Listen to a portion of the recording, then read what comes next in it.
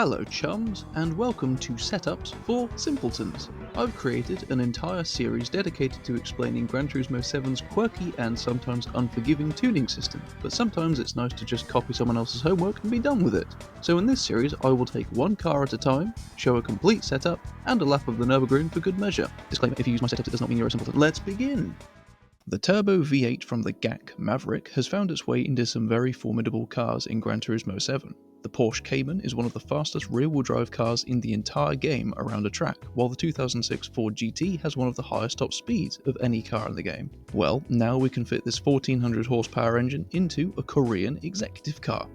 Well, it made sense to somebody. For visuals, the glorified Hyundai has the wide body fitted. The wheels are one size down from standard, which makes the car more smooth over curbs, but it can make the steering feel slightly less direct when changing direction. The Genesis G70 has a front splitter for front downforce and a big ugly wing to keep the bastard thing stable. The livery is blatantly plagiarized from another livery that I found on the content search. As usual, you can find it by searching for Super Turismo. The setup is mostly the same as what I would do for most cars. The main difference is with the differential. Acceleration has been set fairly low for an all-wheel drive car, which makes the car feel slightly more nimble, but it also sends power to the inside wheels, which means less power oversteer, something this car is surprisingly capable of. The gearbox meanwhile has 8 gears, so you pretty much can't screw it up.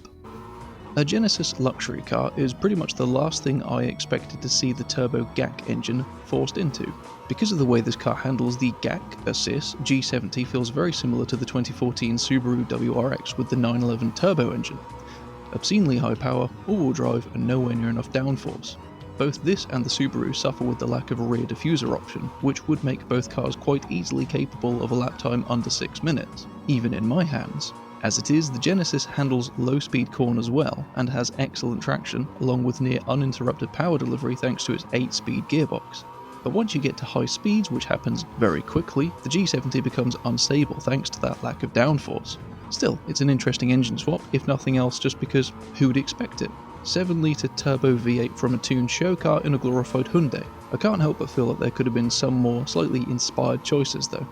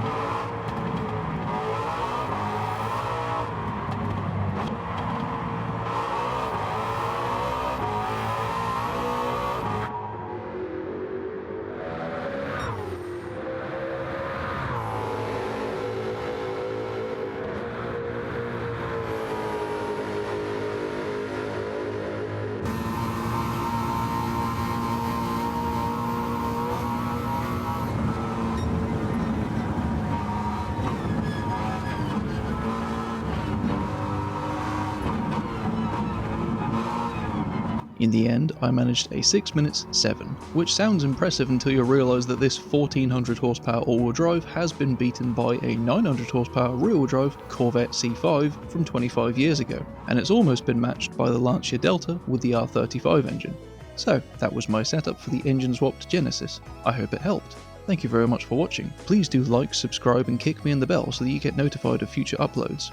Take care of yourself and ta-ra.